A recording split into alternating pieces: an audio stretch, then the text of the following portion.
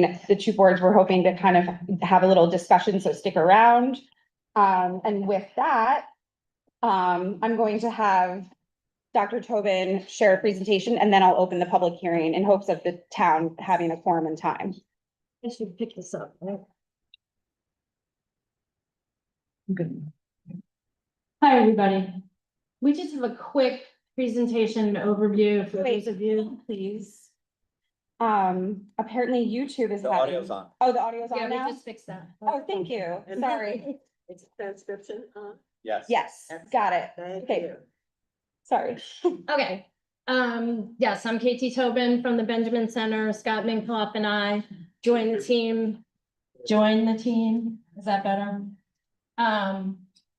Late winter, after the two boards decided to take this path, looking at consolidation, constructing an agreement. And we thought it would be helpful for everybody here, for the viewers at home and the viewers later at home, to have a quick top 10 things to know about consolidation before we proceed. So like I said, late winter, the two boards voted to move forward with this process. This timeline shows that at every meeting, whether it was village, town, or joint meeting, they've had consolidation as a standing agenda item. Agreement was constructed. I'll get into that a little bit more in a minute. And on June 1st, the two boards voted to put it out to public hearing, and that's what we're doing here today, is to talk about, get feedback about the consolidation agreement. So here we are on the blue one. There'll be two more public hearings.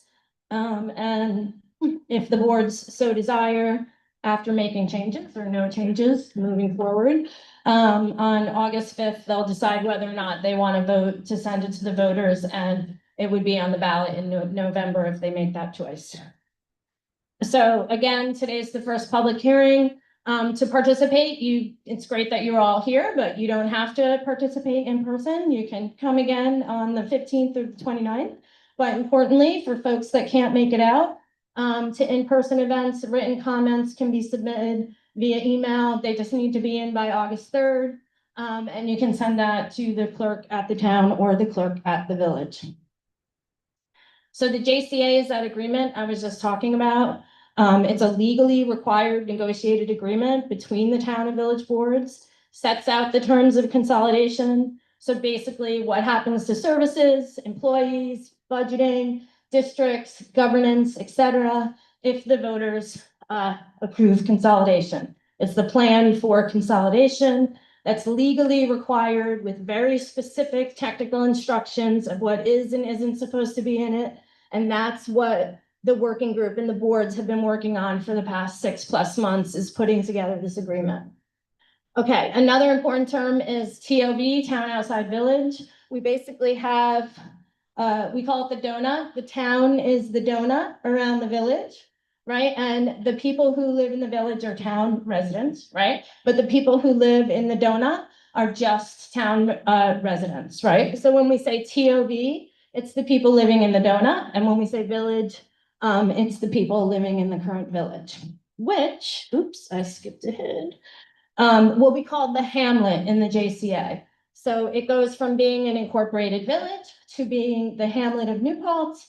And that's important because certain services like water, sewer, refuge, fire protection, they will have hamlet districts and named as such. There is an interim period if consolidation is approved, and this period is from the certification of the referendum results to the official date of consolidation, which would be January 1, 2008. P.S. and by the way, all of this will be on the website along with all the other materials that are already up there. And there's a transition period 2 years after the consolidation date. This is the post-consolidation integration window.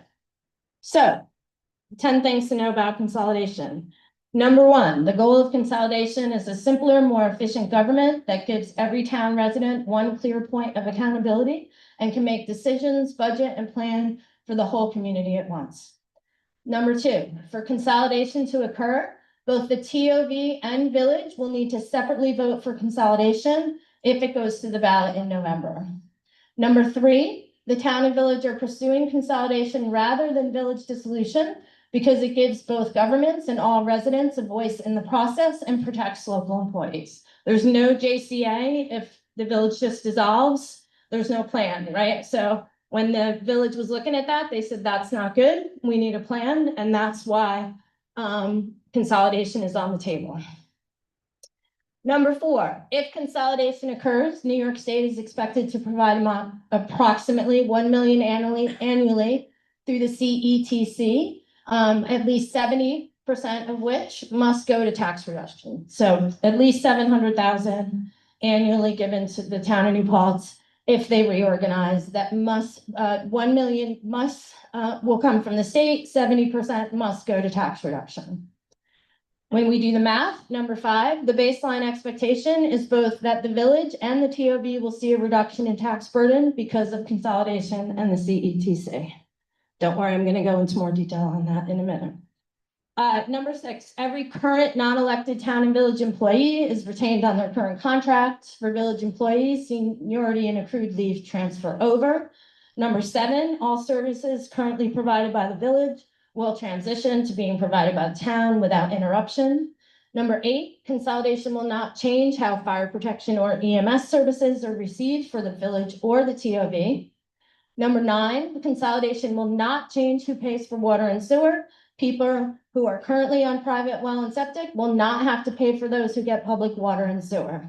And number 10, former village residents keep a voice in town government. Existing village boards and committees continue with their current members, and the town has committed to seek out former village candidates as town and land use board seats open. So a little bit more detail, and I'm going to go fast because I know everybody wants to talk. So number 1, one government for New Paltz. Streamlines operations into a single government for the whole of New Paltz. Single governing body would consolidate the budgetary process and spread the tax burden more evenly across the full town. Consolidation gives residents trying to navigate local services one clear point of accountability. There will no longer be a village board. All employees are retained except for the elected village board and mayor. Village committees will get integrated with town committees, and the town board would then govern all of New Paltz. Committee members will be retained for the duration of their terms, and all existing village and town local laws, ordinances, and regulations will remain in effect with their current areas until they are repealed or amended. This is stuff that goes on during that transition period. Nothing is automatically walked out because of consolidation. So a single government can take a unified community-wide approach to budgeting, land use, economic development, and planning. I've said most of this, so I'm going to go to the next one, which is number 2. Village and town, TOB must approve. That's another different thing. If a village dissolves, then it's just village voters. So that was another reason that these boards chose to go to consolidation, because both a majority of the TOB and a separate majority of village voters have to say yes to this for this to happen. Town TOB doesn't have a voice in dissolution, hence the reason one of the reasons for going to consolidation. So as I said before, if they both approve the agreement on August 5th, it will go to the ballot in November. Majorities of both, separate majorities of both are needed for it to pass. And the ballot question will be the same on both, for both, whether you're a voter in the village or the TOB. Number 3, I've already said this a couple times. This was a choice to do consolidation over dissolution. 2004, the village board took a deep dive into consolidation, and over the course of that process decided that consolidation rather than dissolution better served the interests of the community. Did I say that backwards? Anyway, unlike dissolution, which is decided by village voters alone, consolidation requires separate majority approval. And as I said before, there's this legally required joint consolidation agreement that allows both boards to negotiate specific commitments in advance, continuing services, provisions for boards, frameworks for employees. So the citizen empowerment tax credit is named empowerment for a reason. If the village dissolved and the taxes were spread across the full town, without anything going on, TOV taxes would go up and village taxes would go down. So the state created, because it wants communities to reorganize, municipalities to reorganize, this $1 million that it is available when you reorganize. As I said before, 70% of the $1 million has to be used for tax reduction.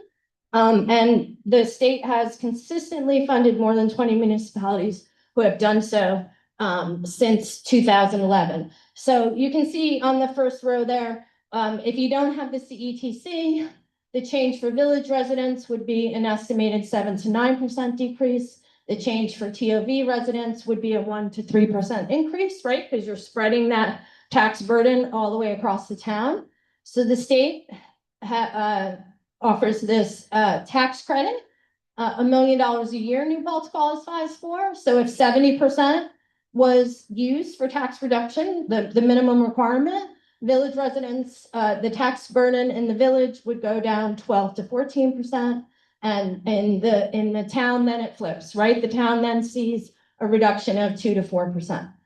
If the future town board decides that they want to use the whole million for tax reduction, then it's 13% to 15% and 4 to 6% decrease respectively. These boards have been adamant that every employee is going to stay employed if consolidation occurs. So we've had a lot of work done with lawyers, attorneys, Department of State. By the way, we have a Department of State person here checking us out tonight. And also maybe we'll need to use it for some lifelines, hopefully not. The JCA and the state law outlines a process where all employees, whether they're village or town, experience no adverse impact on compensation and benefits, with the exception of the elected village mayor and trustees. Every current non-elected town and village employee is retained on their current contract. Village employees transfer to the town without any retesting or requalifying. Seniority is preserved, accrued leave is carries over, and union commitments are honored. Number 7, village services will transition to town. It is the strong intent of these boards that during this process, if you are a water user, a sewer user, need fire protection, EMS, any of these things, that it will be a transparent, seamless transition. That yes, the town will be governing it all, but everything will be moved over from the village to the town, right? They don't want any service interruption. They don't want any service reduction, and they don't want any loss of employees in this process. So there's several core services that have long been provided on a townwide basis by the town government, regardless of whether a resident lives inside or out the village. And a lot of this already goes, happens with a lot of collaboration. I couldn't do it without collaboration. All services currently being provided by the village government will transition to being the responsibility of this new unified town government.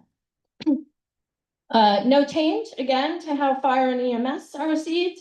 EMS will continue to be provided townwide by the town as it is now. The village receives its fire protection through a contract with the NP Fire Department.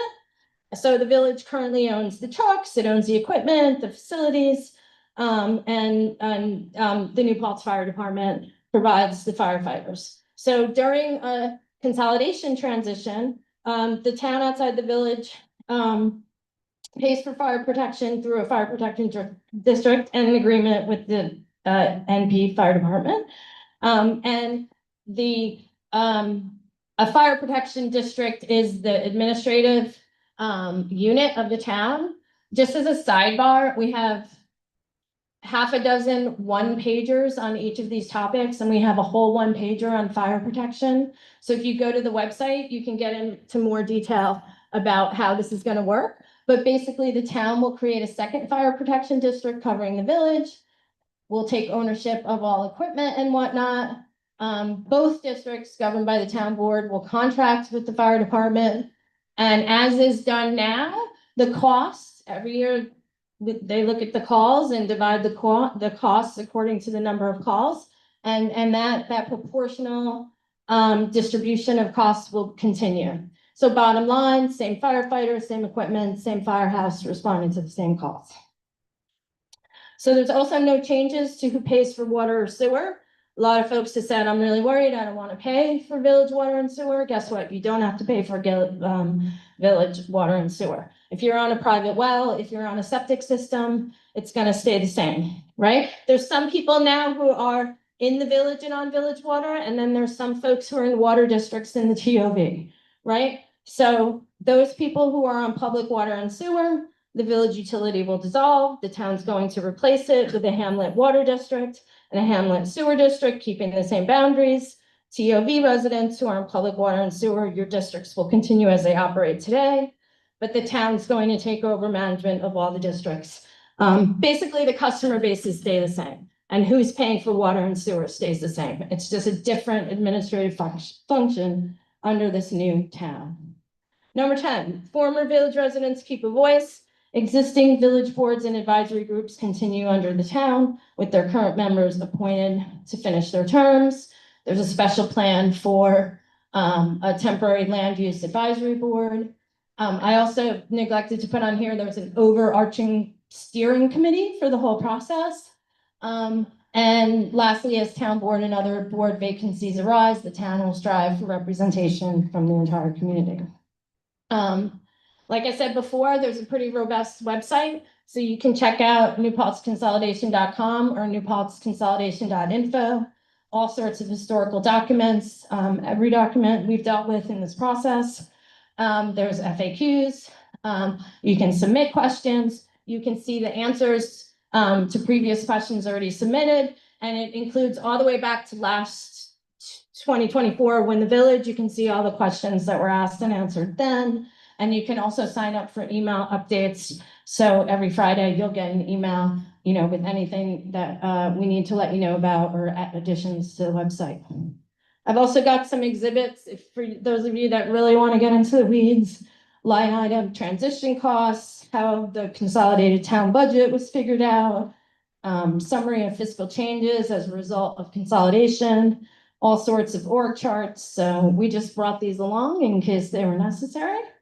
They're all in the JCA or online. And I think with that, we're ready to go. Thank you for that awesome summary, KT. So yeah, just a reminder, because some folks walked in, Jasmine, Trustee Towers at the end of the table has a fresh sign-in sheet. At any point, people can add your names to the list. We will go through order. We'll keep comments to 3.5 minutes. Deputy Mayor Sesta is going to keep time, so I don't have to tonight. Thank you.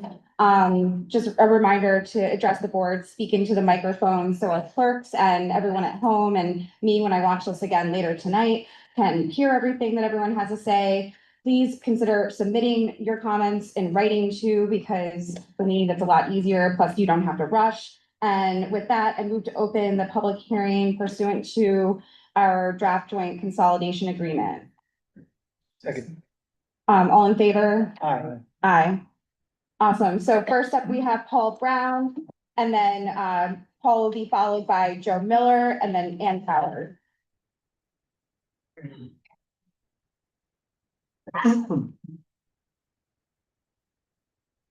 Good evening. Paul Brown, I live in New Paltz. The proposed joint consolidation agreement, or JCA, contains 24 whereas statements. In municipal resolutions, whereas statements provide the background, the facts, the rationale, and evidence that support the local government's decision. These statements provide the reason for taking the actions, which are then listed in the now therefore portion of the resolution. They form the foundation of the JCA. Harry Belafonte, the esteemed singer, actor, and civil rights activist, taught us, certainly me, many years ago. I love the album 1956 Calypso. That a house built on a weak foundation will not stand. And I found that to be true all my life. There are several whereas statements in the current version of the JCA that will not stand. simply because no evidence or facts are provided to substantiate them. They're not in the exhibit, they're not in those charts, and they haven't been in the meetings. I've attended almost all of them. And I haven't heard the deliberation, no negotiation between the village on behalf of the village people or the employees. It just hasn't occurred. We have the videotapes that you have to prove it. For example, the whereas statement, the first, I think it's the third one, whereas, I got them all counted. I'm not gonna read them all, I only have 3 minutes, 30 seconds. Whereas the village board of trustees and the town of New Paltz have deemed it desirable in the public interest to consolidate the town and the village governments. Despite what I heard is an interest meeting, what evidence led you all to make that statement? That's number 3. Do all 5 village trustees sitting here tonight, thank you for being here. And I think I see 2 town council members. I'm disappointed in that, but I know you've been at the other meetings. You all believe that consolidation of the village and town is truly in the best interest of the majority of the residents. I've watched the discussions, not all of the town council believes that. So what specific information did you gather and then consider that led you to arrive at this conclusion? The 11,300 registered voters in the village and the town deserve to know these details in order to make an intelligent decision on their vote. Should a consolidation referendum be held in November? You can watch all the videotapes, it's not in there. The 6th whereas statement says consolidation will provide greater administrative and operational efficiency by streamlining operations. And such efficiencies can be leveraged to create savings and or to address existing service gaps, expand services and build capacity. Really? Really? What specific examples of such efficiencies have you identified? I haven't heard them, and I've heard village employees say they're not there. Certainly none were discussed during your joint meetings, nor are any contained in the JCA.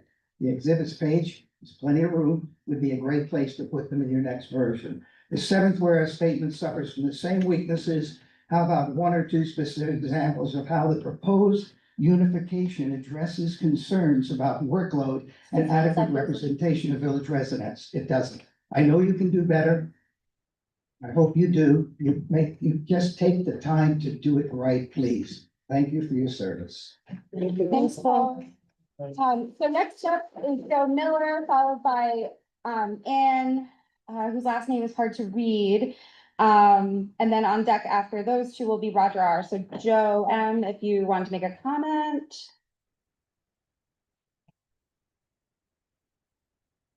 And just as a heads up, Stevie will give us some warnings so we can keep track of time a bit. Yeah. My name is Joe Miller. I've been a New Paltz resident since 1983, and I'm in my 13th year of service to the New Paltz Fire Department. This has to do with the one-page position. This has to do with the one-page position paper on fire protection service. The Consolidation Committee has defined a position regarding the protection services that the New Paltz Fire Department Incorporated would provide post-consolidation. We have not been consulted and have not made a decision as a company regarding our stance on this. We ask that for your immediate attention to communicate with us on this matter. That's all I have to say. Thank Thank you. you. Next up, we have Ann, followed by Roger R.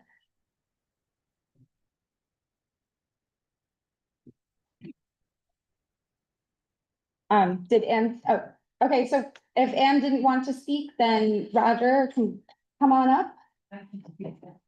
Oh.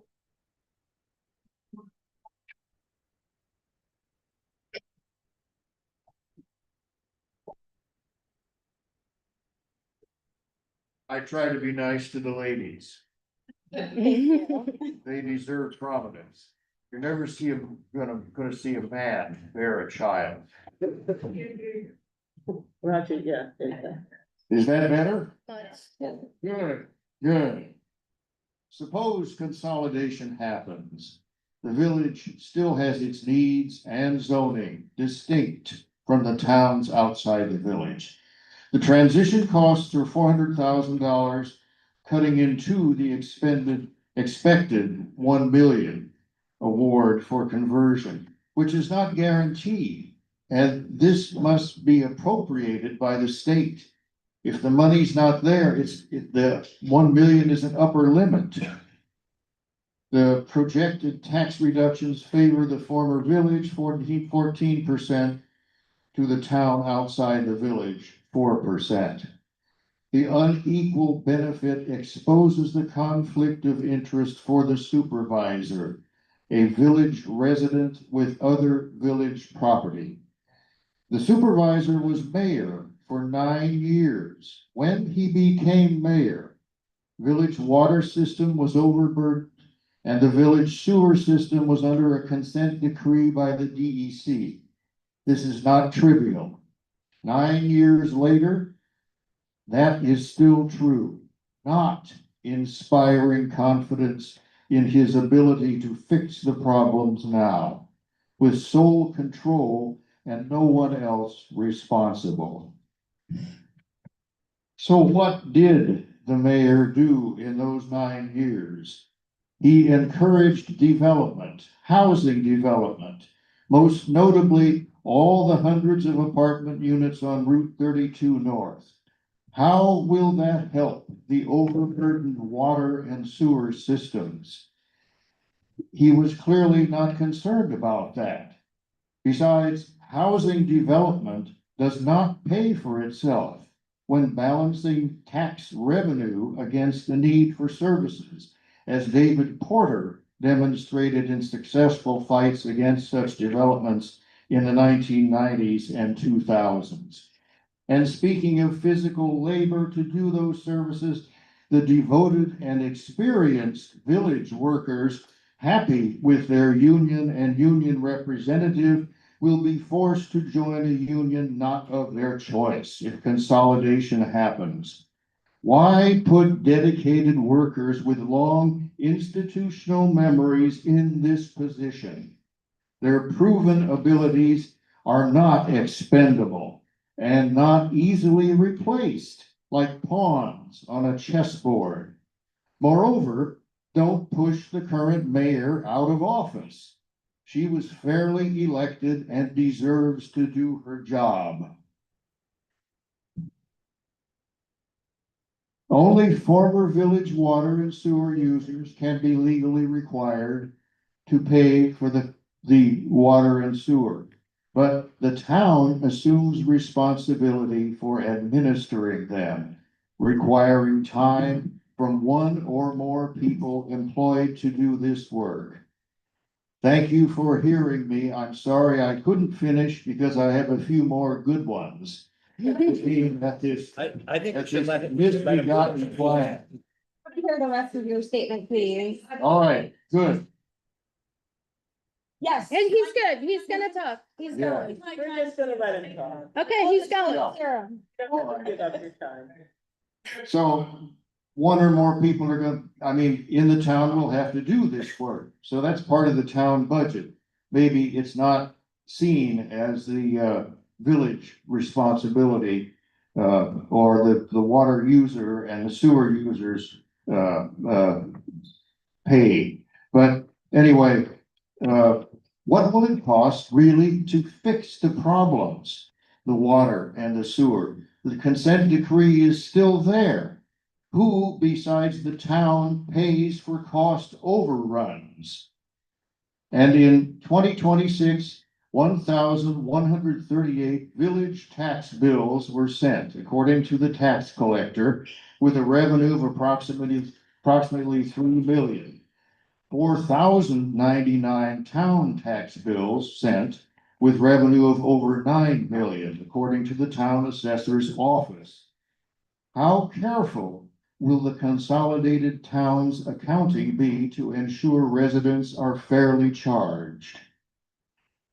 Based on the above items, I see no benefits for the current residents of the town outside the village and substantial hazards in consolidated costs, responsibilities, and concentrated power of one person, the supervisor.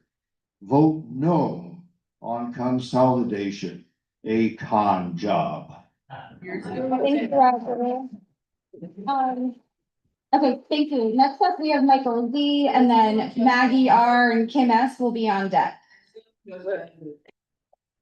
Oh, the screen just ended. The Zoom is going. It's fine. Oh, the Zoom is still going, so it's still live streaming. This just, the screen behind us just went to sleep. So if we need information up there, we can pull it up at any time. Thanks for pointing that out. So Michael Z, you're up next. Oh, Anne, did you still want to speak? Because you were on the list. And then Michael Z, yeah. Sorry, I didn't mean to skip you on accident.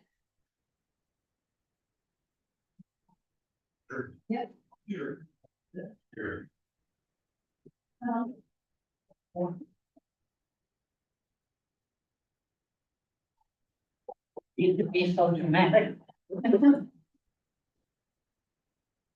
Oh, no, I'm grateful for the quick pause for some coffee. So yeah, thank you. My name is Nan Fowler. I've lived on Van Hall Street for over 40 years. And we've had this proposal on and off over the years. I remember the arguments for and against. But right now, I want to say, and this might sound selfish, but I want to say, what benefits does the town get if we take over all the services of the village? Do we get services too, or do we just get charged for them? Are our taxes gonna go up? I mean, there's lots of things that have not been done, that could have been done for the town. And I think we've tried at different times to coordinate the two, the town and the village. And one of the things I'm very concerned about is, will our amount of property needed to build change? Will we be like the village, and things can be right on top of each other? Or are we gonna still have a half-acre requirement? And that I'd really like to know. I know you need property, but I don't think it should come up Route 32, the way we have those three buildings. Nobody's even thought about a light for Doozy in school. So trying to get out of Sunset Ridge is ridiculous. So I think we have to look at a long study before we jump into anything. Thank you for your service, and thank you for your time. Thank you, Thanks, Anne. Anne. All right, so Michael Z is up next. Maggie R is on deck. I'll try to give people a heads up since it's like a stadium event. Hello, my name is Michael Zeeler. I live in the village of New Paltz. In 2010, the village and town jointly established a process to study a variety of governance and service delivery models for the two municipalities. It was a thoughtful and deliberative process that engaged the community from the beginning to the end. The draft report was delivered to the community after more than 6 months of work. The report provided the pros and cons for each option, in which shared services, village dissolution, and consolidation were just some of the options that were modeled. In stark contrast to that work done 15 years ago, what we are enmeshed in today lacks objectivity, robust community engagement, a clear evidence-based explanation for why eliminating the village government is beneficial, or a thorough analysis of all the options to achieve the goals. And this is being touted as something that must be done and voted on this November. In stark contrast to the work done 15 years ago, what we are doing today reminds me of the run-up to the Brexit vote. Let's not make the same process mistakes that the UK made in 2016, because if we eliminate our village, that decision cannot be reversed.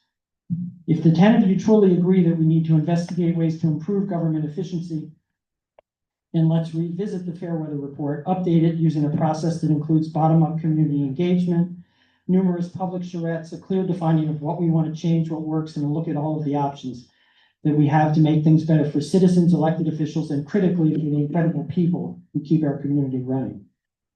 The JCA and the one-page summaries contain few, if any, guarantees. There are no guarantees that there will be tax savings in perpetuity, that fire protection will be delivered as proposed, and that union contracts will be harmonized, or even if they are harmonizable. No guarantees that service delivery won't deteriorate, or in fact, that there will be any cost savings, improved efficiency, and better decision-making. The documents merely declare that these things will happen, but provide us little evidence to support the claims. They make assumptions about coordination between parties like the town and the fire department incorporated when discussions haven't even begun. They make assumptions that the $1 million will always be available, although it is a New York State budget line item that could disappear in a year. And while the $1 million is static, inflation is not, and that $1 million value will erode year after year. They make assumptions that contract negotiations will be resolved before this November. In far too many places in these documents and at your joint meetings, all we hear is trust me, trust us. That's not good enough. Our village employees truly like working for the village and in the village. The longevity of their service and the obvious camaraderie among them is a testament to a healthy work environment. They want to stay working where they are. But since this idea of eliminating the village was presented to them in December of 2024, they've become unwilling participants in something they did not ask for.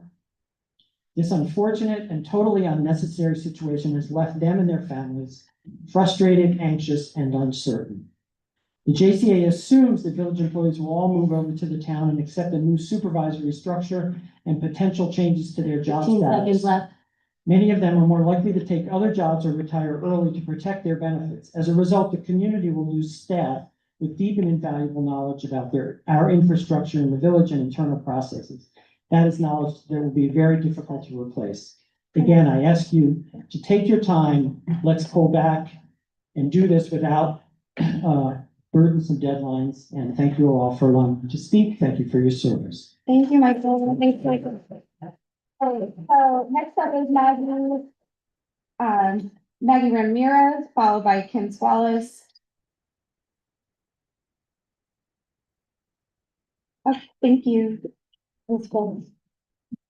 Hello, my name is Maggie Ramirez, and I am president of the Sunset Ridge Association. And on behalf of the homeowners in our area and many others that are represented here today from throughout New Paltz, I want to clearly state we are vehemently opposed to the proposed consolidation. We will not allow this plan to be rammed down our throats with the goal of eliminating the village government to create one New Paltz government with the new town supervisor on top, although this has been a goal of his for many years. Consolidation will not serve the town in any meaningful or vital way. It will be disruptive and draining of our town resources. It threatens our $9 million town property tax budget, which was achieved through prudent and careful management, and without question, it threatens our overall tax base. A conversion will cost hundreds and thousands of dollars to achieve. The town will no doubt be the payer for that. Already, our valuable town resources are being used to fund the consultants hired to push this plan through. The consultants had a signed agreement with the village mayor for their services. How did the town end up with the expense? We didn't want it, we didn't ask for it. It's highly inappropriate and a sign of things to come for our town. And this is just the beginning. If this plan is ran through, it is the town that will be picking up all the slack. Village services will be maintained with hopes that funding sources will appear to pick up the deficit that will be created. Higher taxes for the town residents will be the result and the answer to all that. All we have to do is look at the direction the village has taken in the past 10 years and ask, is that what we want for New Paltz? We have witnessed rapid overdevelopment, sprawling, runaway student rentals that now dominate the entire village. Seniors, veterans, families, and local residents are all being forced out of New Paltz by developers and property owners who are only interested in expensive, high, and market rate rents. The village has longstanding problems, as Roger pointed out, with waste and water problems, and that have not been fully resolved, while adding hundreds of unaffordable new rental units that are coming on board soon. Traffic is worse than ever. The village has been moving in the wrong direction for years now, and it's certainly not a time for consolidating the town and village government. Why would we even voluntarily consider doing such a thing? It's time for the village to take a break, get a grip, reevaluate, reassess its direction, and it can't be on the back of the town of New Paltz taxpayers. Thank you. Thanks. I've got this too. Oh, keep going, sorry. Tim, you were elected and selected to be the town supervisor, not the mayor of New Paltz.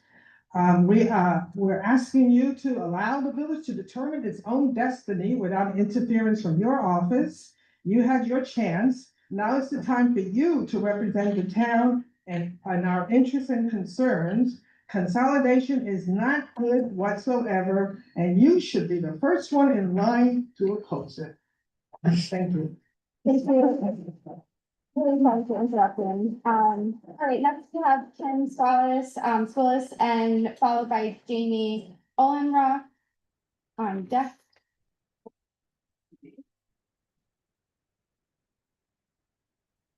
Hi, Hey. I'm Kim Spollis. I lived in the village for about 38 years. And many years ago, I was very in favor of the village actually being dissolved. Okay, after reading all the documentation and seeing what has happened in the village, and I totally agree with you, ma'am, it's terrible. It's terrible. I welcome you. I hope you stay as mayor. Okay, I hope the board wakes up and realizes that there needs to be some changes in New Paltz. Overbuilt areas, the rents are ridiculous. Sometimes complaints go unheard. So many things have been brought forward to this village board for so many years that I've lived here that I get disgusted. I feel like my voice is never heard. It's gonna be interesting, this consolidation. What's gonna happen to the village buildings? Is the town gonna say, well, we're living in trailers right now. We need to build this big place to have all our people in one area. I just see it as a money pit going down the road. I don't see my taxes going down. And I understand having friends that are living in the town, they don't want to pay more money in taxes. I don't want them to pay more money in taxes. A share tax would be great, you know? Let's all be together. That'd be nice. But I don't have trust. I certainly don't have trust in the supervisor to be controlling the village and the town. So I, as a village resident, will encourage all my friends and people that live in the village to vote no. Thanks, Kim. Thanks. Next up we have Jamie, and then Tom Denny will be on deck.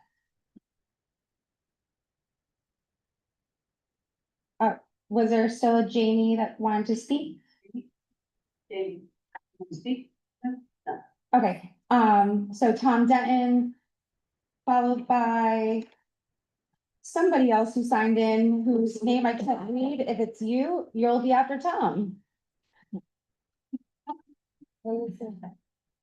My name is Tom Denton. I've been a resident of the town of New Paltz for 24 years.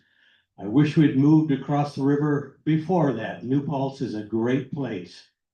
I am also on the Town of New Paltz Housing Smart Communities Committee, and our charge as one of numerous municipalities in Ulster County is to assist the town in finding and supporting affordable housing. And we all know that affordable housing is questionable how we use that word. That's not just a problem with New Paltz, that's a problem everywhere in Ulster County. So as I said, it is our charge to help the town of New Paltz increase the housing supply. Supply increases, rents tend to be moderated. This is only one of the things that our committee is doing. We're also looking at zoning very carefully. We are looking at combining, working together with the village and looking at our zoning laws. So we are also, as the town, I won't exactly say renewing, but I guess it's a renewal of what comes from New York State as a pro-housing designation. The village already has this. The village has received awards for what it has done with bringing housing to the village. The town would like to have that pro-housing designation. The issue there is that the criteria for establishing that designation are tough for a town because you can't get the same kind of numbers, density that this designation requires. It's my understanding that if consolidation happens, that will be favorable to the joint town and village as one entity, because we, of course, do have opportunities for density in the village that we don't have in the town because of the lack of, obviously, infrastructure. You can't build larger apartments based on a septic system and a well. So I think that this housing, pro-housing designation might be a benefit if consolidation happens to the full new town. On a personal note, I just want to say that I have heard numerous people say that they are concerned about consolidation because they have a special feeling for the town, the village of New Paltz. I get that. I understand it. I respect that. I will also say, as a town resident, I come into the village of New Paltz 4 or 5 or 6 times a week. I feel as if the village of New Paltz is my New Paltz. And so I hope if consolidation does happen, that the village of New Paltz residents will welcome me as a resident of New Paltz. Thank you. Thanks, Tom. Thanks, Tom. Should I note for the clerks that the town got an official quorum at 6:45? Sure. Okay, just, I made a note for myself at least. O'Sullivan. Yeah, awesome. So next up was somebody who Looks squiggled. like an S, maybe? Just- S, short last Hey, name? we'll make sure everyone gets heard at some point, so if it's you and we miss you, we'll catch you at the end. M. Taboyka, followed by Harry Ramirez. And sorry if I mess up your last names, my last name's messed up every day too, so we could start a club together, I don't know.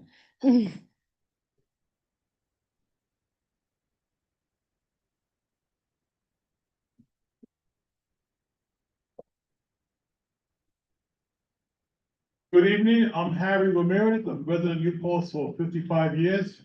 And basically, I was also a landlord for 40 years, and I witnessed the needs and demands of the village and the town. And I'm here to say, I just retired as a teacher for 48 years, I just retired, but I'm here to tell you this. If you fail to plan, you have planned to fail. The board completely planned to fail because they did not look at the whole picture, and we need to look at the internal and external factors. So I'm gonna keep it, the KISS method, keep it small and simple. Basically, this is the bottom line. I totally oppose the consolidation. You need to take it back to the drawing board. It's not gonna work. Historically, it never worked. So we need strong people to keep it going.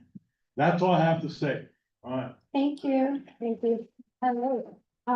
Next is Leonard Lova, followed by Dave Quackamo. Yeah, come on up. Good evening. My name is Leonard Loza. I'm a village resident. I came here as a college student and I stayed. I recently spoke to the assessor and she tells me that there are 1,127 parcels in the village that pay taxes. There are 2,905 parcels in the town that pay taxes. That's a total of 4,032. As I look at this room, it should be jam-packed with people. You need to place the public on notice. As a former board member, you sent out notifications. When there was a budget hearing, everybody got something in the mail. You send out water bills, you send out tax bills. Let the people know, hammer them with the fact as what's going to happen.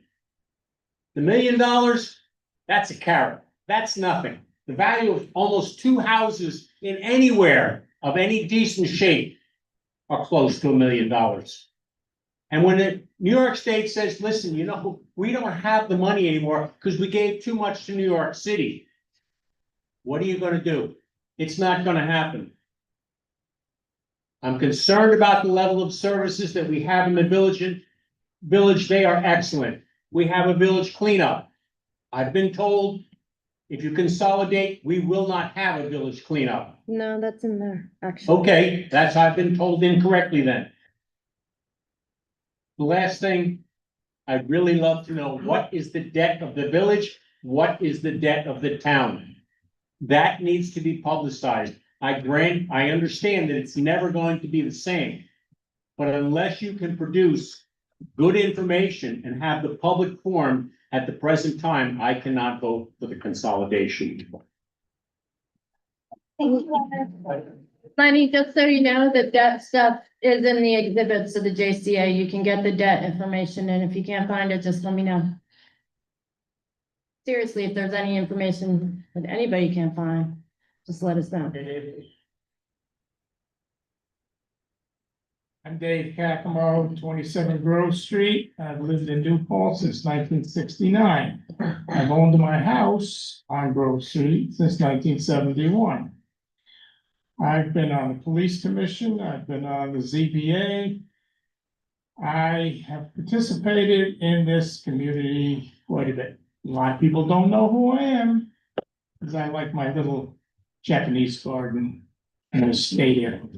Anyway.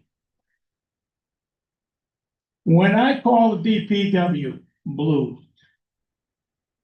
and I need something done, I get instant response. I don't think I'm gonna quite get that if there's consolidation. Also, about, I don't know, 45 years ago, I was on a committee for consolidation. We came to the conclusion that it was not gonna work. So it never even went up for a vote. I don't think that if this goes through, there's gonna be a guarantee that things are gonna go the way you're saying they'll go. And if they don't, the village people are stuck. We can't unconsolidate. So I hope people look at this seriously. Oh, the other thing I want to ask is, are college students allowed to vote on this? If they're registered to vote. Huh? Anyone who's a registered New Paltz voter can vote on this, so Oh, yes. that's really wonderful. Because the college students outnumber the town and the village, and that's been proven before. Okay, that's all I've got to say. I hope you vote no. Bye-bye. Thank you. All right, next up we have Melanie Bays, followed by Noel Azevedo.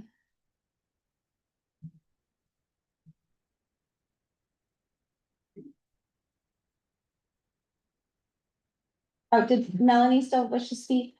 Oh, sorry. I'm doing too many things at once. Did Noel wish to speak? All right. Oh, no.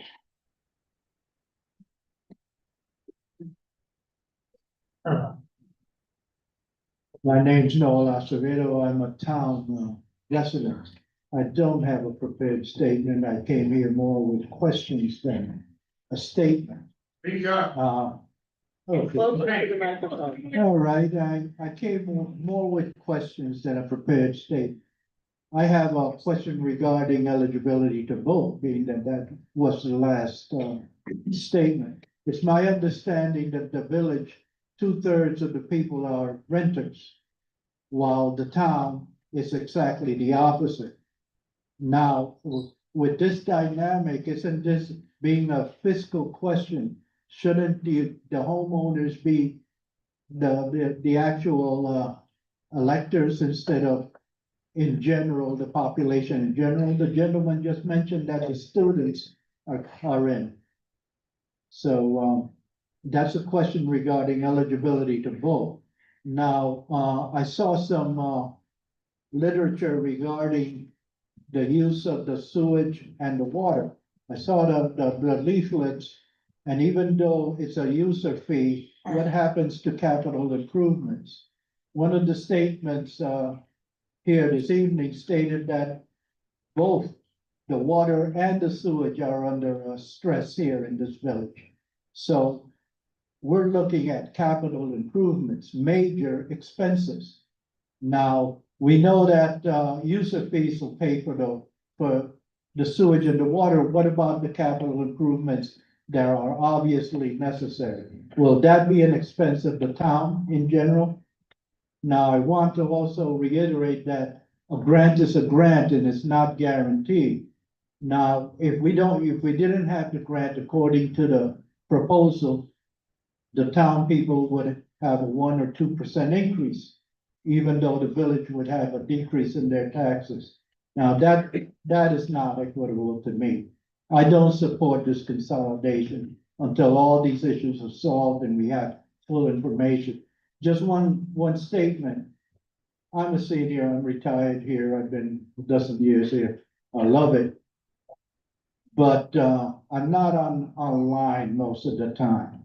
The information is not there. It's not being given out to the population, especially, I mean, you have a population center here, so you can disseminate information a little easier in the village than in the town. Why don't we have a printed copy of this proposal? We need a printed copy for those who are not web savvy. Because it's okay, there's a web page for everything, but if you don't know how to use the computer, you're not gonna see it. And we have a lot of seniors in our community, and we need a printed copy of this proposal to be disseminated across the town and the village. Thank you. Thank you. Thank you. Okay, so next up, we have Kira Barber. And then Diana Armstead, you're on deck.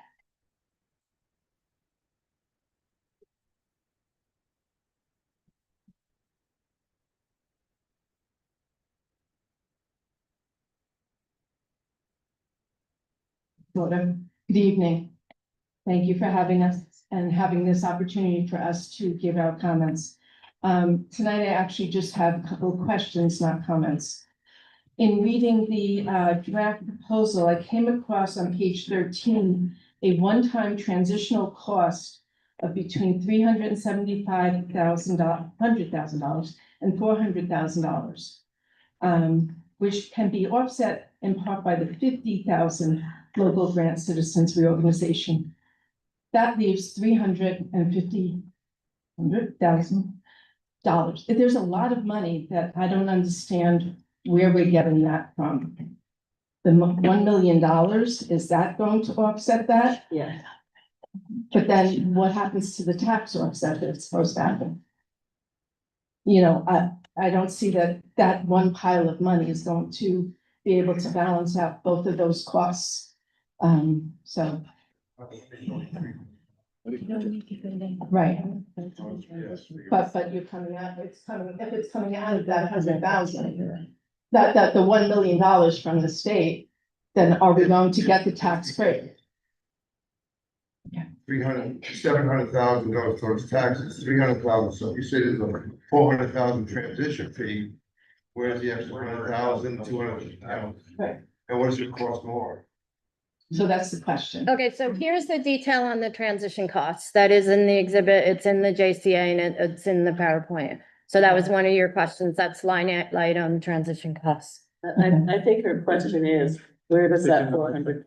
Her question is, where does that 400,000 come from? And it's from the $1 million CETC.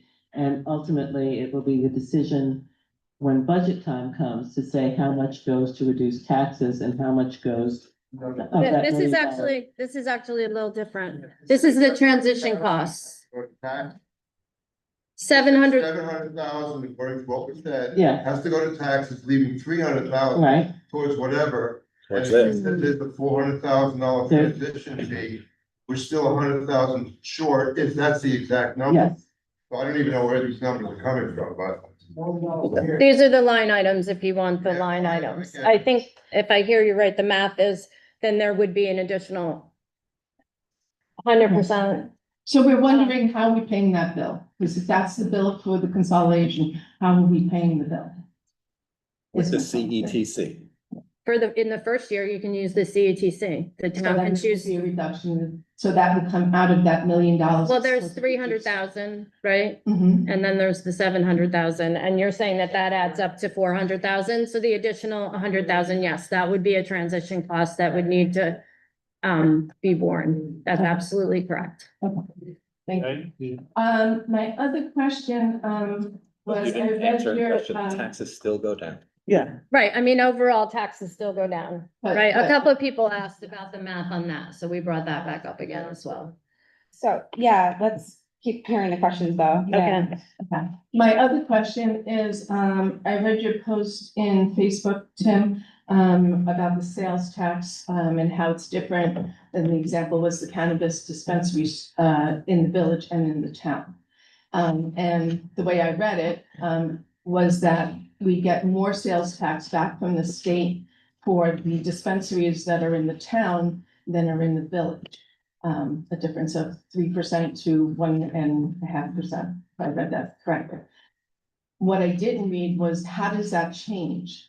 You're shaking your head no, so did I read it? So the way cannabis sales tax is shared is if you have a dispensary in the town outside the village, the entire 3% goes to the town's B fund. If there's a dispensary inside the village, the town's B fund gets 1.5% and 1.5% goes to the village's general fund.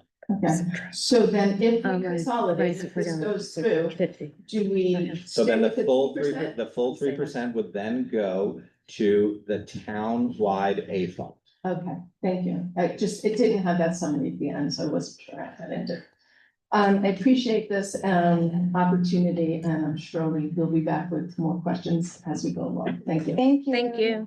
All right. I did forget to mention, so yeah, there's about 100,000 that needs to be borne, but then you can subtract the 50,000 from local governments, citizens reorganization empowerment grant, which would then get you down to 50,000. Could the next two meetings be mailed out to all the town and village residents somehow, some way? Because I think the point has been made that this audience really should be so much more full. Anybody I've spoken to came, but there's a lot of people who aren't on your Facebook and they're not getting the information, and they really deserve the right to hear about this and be involved in the conversation. Thank you. Thank you. All right, Diana. After Diana, we have Fran Dunwell on deck. Good evening, I'm Diana Armstead. My message is gonna be quite short. First, my concern was for the village employees, who, I thought would be out of a job, out of benefits and things of that nature. And from what I heard tonight, that's not the case. So I hope their salary is the same or bigger. I hope they have their same benefits. I hope they're not losing any of their civil service time or starting over or anything like that. The second thing are the pilots. The pilots are a disadvantage for our school district. The pilots get all the money or whoever develops them or wherever they're coming from, but the school is the one that loses out. And if the school loses out, our taxes are gonna go up again. And so we will still be paying more. So I think it's a bad decision to do this joint thing.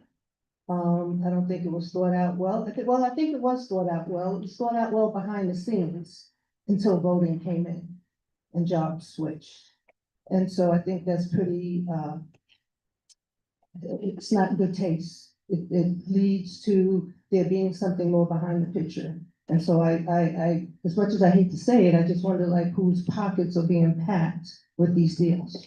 It's gotta be someone's or somebody's. But that's all I have to say. Thank Thanks, you. Diana. Thanks, Diana.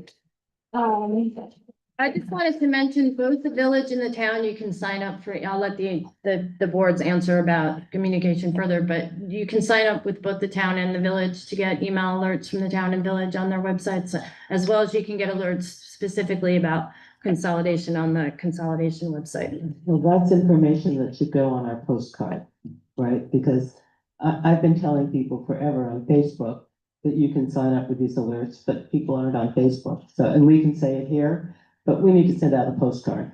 And there's a lot of people that don't go on computers, believe it or not.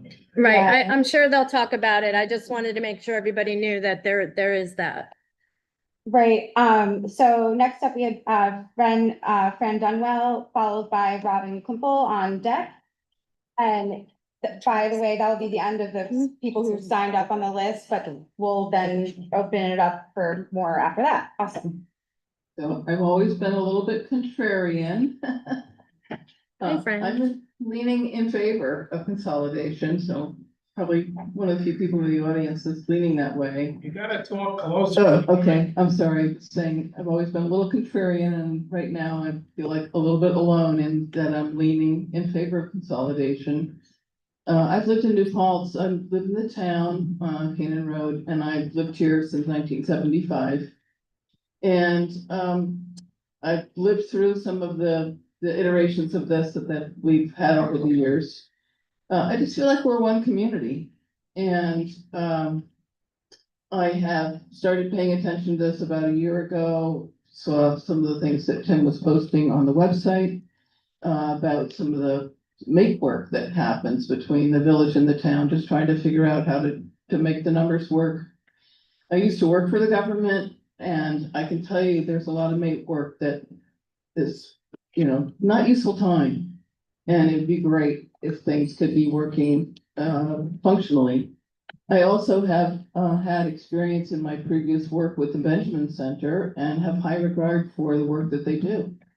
And so when people question the work that they've been doing and the conclusions they reach, to me, it's well-researched and there probably are additional questions that we need to delve into, but I am willing to accept the Benjamin Center's truthfulness when they say they've reached certain conclusions and researched things. I've also attended a number of the meetings of the town board and the village board over the years. And I feel like people are really sincerely putting in a lot of effort to address the questions that have come up about consolidation. I think people are doing a lot of work on this. I agree that the word has not gotten out very well in the community. I contacted all my neighbors. I said, does anybody want to carpool and go to the meeting tonight, learn more about it? Everybody said, no, I have no idea what that's about. Come tell us, so it really is not well known in the community, in spite of the efforts that people have been making. So I would just like to say, I think that there probably are efficiencies from being part of one government. I think that there would be a difficult transition period. There would be expenses involved with that, yes. But in the end, I feel like we're all together in this. If the town ends up paying a little more because the village has been in certain ways more burdened with taxes, then we're all one community. Let's share the burden. So that's where I'm leaning. I still intend to research it some more. I'm not casting my vote tonight, but I am leaning in that direction. So thank you. Thanks, Fran. Thank you, All Fran. right, Robin Kay is next and is the last person signed up, but after Robin speaks, we'll open up to folks who didn't sign up in advance. I can find a way, and the pollen and the crazy weather is just exactly. I was just apologizing for my coughing. It's not contagious, it's a lung condition, exacerbated by the crazy weather and pollen we've had in the last week. And in terms of informing residents of New Paltz village or town, on the way in, I stopped at ShopRite. I had to pick up something.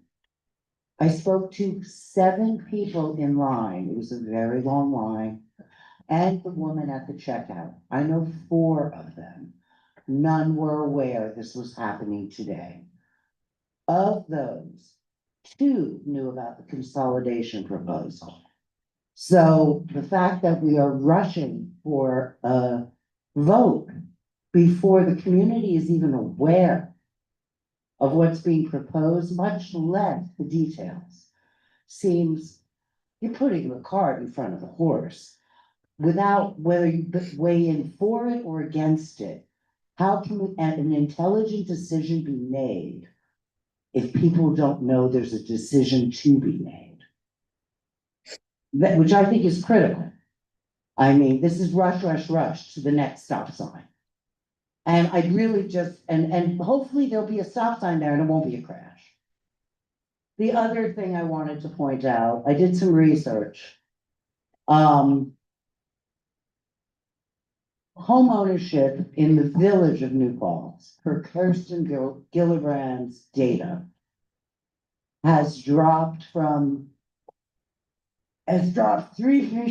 excuse me, here I go again. 3%. From 2023 to 2025. Last year, that data is available of owner occupancy.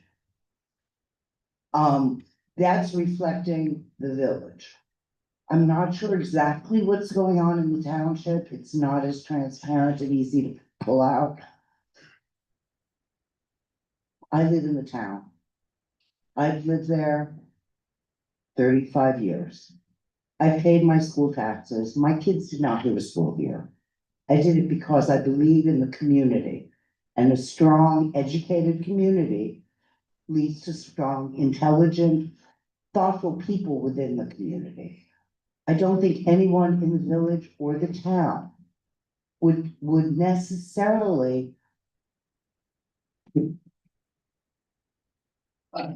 want to be premature in coming to a conclusion about something that once you take the steps down that path, you know, this isn't a Robert Frost poem, but you can't go back. And to say that, okay, we had an election, we had a shift of command. And either there's been conversations going on long before any election was held, to an 84 vote difference out of a relatively much larger thing, or this whole thing is really rushed. And it leads me to believe why. And when I question the why, I go back to follow the money. Put the word in there.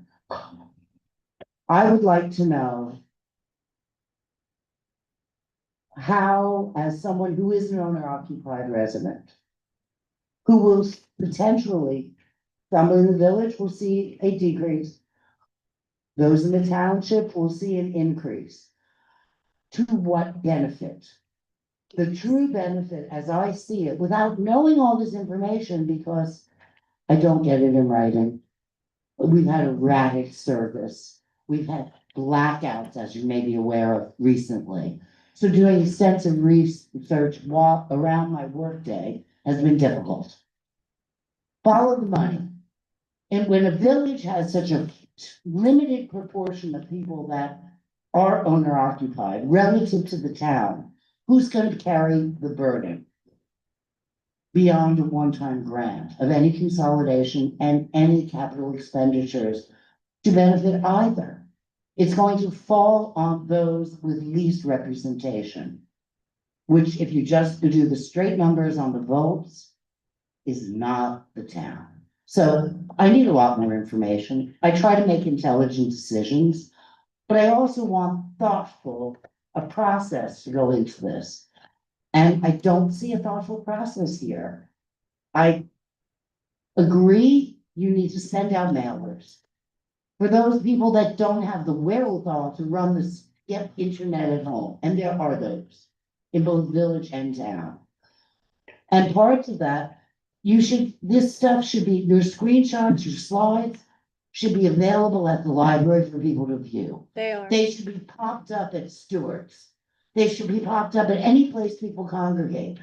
But something so big as this needs to have a mailer with the entire proposal out to every resident. Because every resident is gonna be asked to vote on it. Do you mind wrapping up, please? And I'm wrapping it up. At the moment, I can't vote for something I know very, very little about. Thank you. Thank you, Paul. So that was it for folks who signed up on the list. So if you also would like to make a comment, then, you know, come up in some sort of orderly fashion. And Jasmine, I'm gonna pass this down to you if, folks want to sign in as they come up, to make their comments, that's fine. And since a few people did go over the time, if there's people who did have like another 30 seconds that they didn't get to share, they can come up a second time. But yeah, We come gotta up. take her. Yeah, we gotta take her. I feel like an auctioneer. I'm like, step right up. Hi, my name's Karen D. Simone. I live in the town. Closer to the mic. I'm a homeowner in the town. My name is Karen D. Simone, and I'm listening to some of this, and what occurs to me is more of a question or a suggestion. We have thousands of students that are all gonna be voting, coming back in September. I wanna know what plans are being made to inform them about what they'll be voting on. They are gonna step up and they are going to turn their ballot over, potentially, and make a decision. So there needs to be a plan, maybe from both of these boards, of what steps you're gonna take to educate the students so that they can make an educated decision. Thank you. Thanks, Karen. Yes, they are. Yeah, if they are registered to vote here. They register as So- part of New Paltz. Yeah, we'll keep the comments flowing and yeah. Hey there, Rose. I'm Rose Rudnitsky. I'm a resident of the town for about 25 years. I'm the director of the educational leadership programs at Mercy University. So I teach leadership. And one of the major skills of a great leader is communication. And tonight I've heard so many people say that you didn't communicate with them, that I think you really should be working on that. So that's really what I want to say. If there's no communication, the leadership is not good.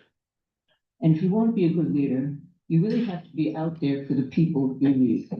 Not about yourself, your ego, no ego. It's about the people you lead. And for us, it's about the place you live in. So please communicate with us and tell us why you're doing the things you're doing and tell us what you're doing. Because this is a big gap in your leadership. Thanks, Rose. Thanks, Rose. Come on up. If I can take 30 seconds just to build on that. Yeah. That seemed to be directed at the supervisor. I would say it would be a benefit to the community if all 10 elected officials went on the record speaking about how they feel about, one, the process that we're going through. You've heard a lot of concerns about that tonight. And two, how do you feel about consolidating our town and village? How do you feel about eliminating the village government? If you're for it, let us know why. If you're opposed to it, let us know why. And if you're still mulling over the pluses and minuses, we'd love to hear about why you feel the way you do. I think that would be a huge benefit to everybody and would greatly improve the communication. Thank you very much. Thank you. Anyone else? Hey, come on up.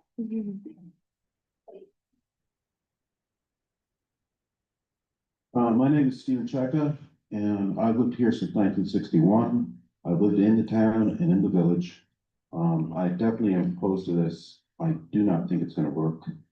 I see people's taxes going up, even though those say that it's going to go down. And the grant is only for a year, even if we do get it. So, thank you. Thank you. Just to be clear, the grant is the $50,000 that could go towards transition. The tax credit is in perpetuity. People are absolutely right to say it needs to be annual, but it's not a grant. It's actually a state budget line that's been funded for since 2011, and they did drop it by 10 or 20% during COVID, but it's been solid since then. So just to get the terminology right, the grant is some of the money that can help offset the transition costs just in the first year. But the CETC is a annual tax credit funded by the state. That's the $1 million. That's the $1 million. Thanks for the clarity. I saw Tom Dunn wants to finish his previous comment. Oh, Maggie didn't get a chance to speak yet. Tom, do you mind if we hear from, oh, okay, never mind. Thanks. Finish. We can do both. Yeah, all the above.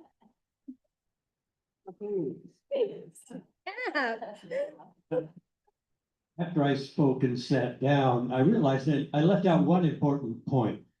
That designation as a pro-housing community by New York State means money, because it puts you in line for preferred status to get funding from state and local sources. This is also true in Ulster County with housing smart communities in municipalities, those that have this designation have gotten some very significant funding for projects in their communities. Just wanted to be sure you all knew that. Thanks. Thanks.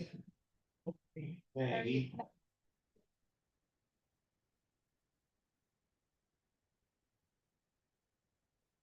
So I'm Maggie Bevett, and I've been in and out of New Paltz for years and years and years. I live on Sunset Ridge. I used to own an apartment at Huguenot Street. And so I've got the experience of both worlds in that sense. Years ago, I was a renter in the village, but I really felt that, you know, the idea of having a village in a town just seemed pretty arbitrary and almost capricious. Until I started thinking about it, that what did I appreciate about where I live in the town, and what I appreciate about visiting the village and not wanting to live in the village. But mostly I just thought that, you know, we can do this together, and why be separated? And so I initially was supportive of this, and I really thought about it because I really respected Tim. I understood that he had kept the taxes down pretty consistently for the village. So I thought he'd be wise in trying to keep it down for us in the town, because the town taxes have gone up at a much faster rate than the village. So overall, I had a very positive response to it. At the same time, I remembered that that the water is a problem in the village. Now, I had to replace my septic system, so that kind of thing balances out to a certain extent. So I don't have any real strong persuasions at this point, at whether it be a good thing or a bad thing. So I guess I really have to think about what happened to the police, because when the police got consolidated with the town, we ended up having to pick up a share of the village expenses that we didn't have before, because we didn't have that big of a bill for the police. That's about the only example that I could think of myself that maybe led me to think that this is not a good thing, except I just keep thinking about the water issues. The infrastructure of the water issues has to be concerned. So I would ask that maybe further exploration of that, how the infrastructure will be paid different. And I understood that it's going to be paid separately, that if you have village water, you'll get paid village water. I think that information might be clearer, and maybe there's a specific page that I didn't see in that document. But I know there are very important things that I like about living in the town that I don't like about having the village. So to me, I don't like the difference that we are separated at the same time. But I do have a couple more questions, and I guess I need to understand, how would the housing smart designation help the town? Because that's an important item. And we do need housing.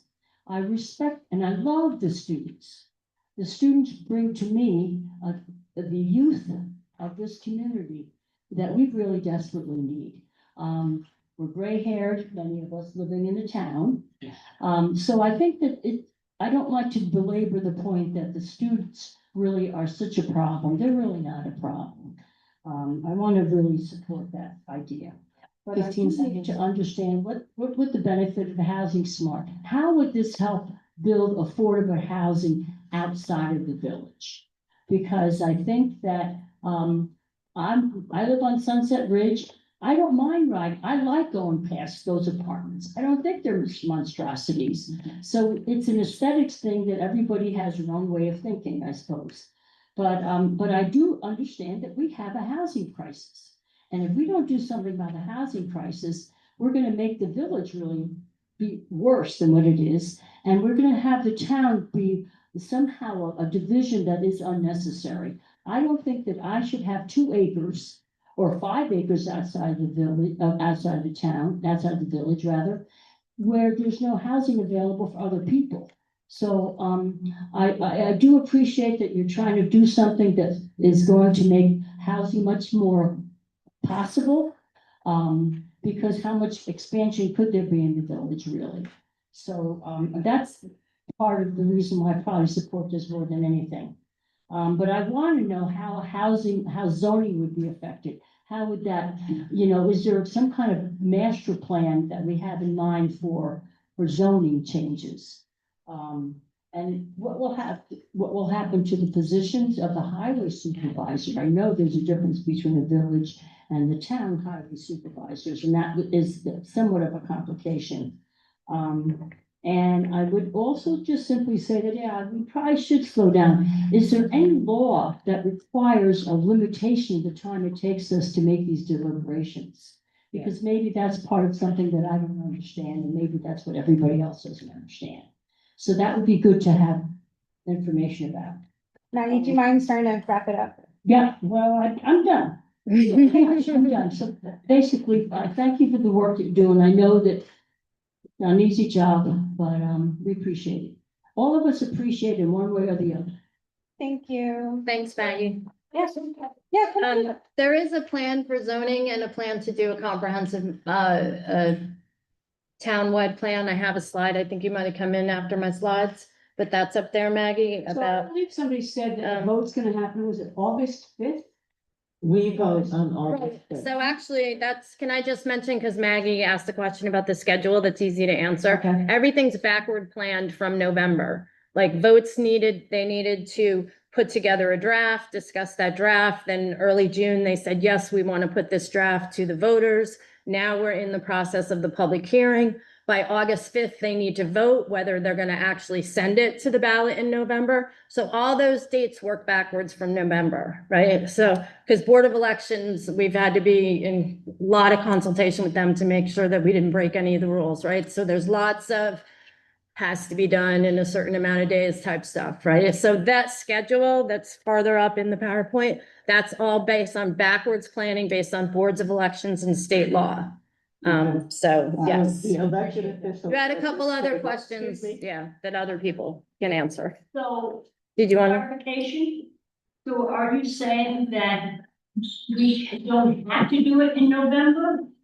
Or is that we have to do it this November? If these boards vote in August. Kate, may I answer Sure, that? go ahead. Thank you. The people who are elected at this table will vote on August 5th about whether or not to send that ballot question to the Board of Elections. So we will be voting on August 5th on whether or not you will be voting in November. And that's obviously the public vote. Yeah. We will vote in public on August 5th. We're not going to executive session. No. No, No. definitely not. And there still is opportunity for these boards to modify the JCA. So any feedback specific, this language, whatever, these boards still until August 5th can make changes. So. Is that like what we're doing here tonight, is that impact your decision or your? They haven't made the decision. They'll make the decision in August. The state has this whole public hearing. So Right. I think what we talked about earlier was that once everybody here has had a chance to say Is everyone something, done? then there will be discussion at this table. We want you to know this is not going to be one of those meetings where you speak, we say thank you, and everybody goes home. We want to talk about what we've heard tonight. Yeah. On Let's that make note- sure on that note, thank you, Kitty. Anyone else want to make a comment tonight? Come on up. Joe Londa.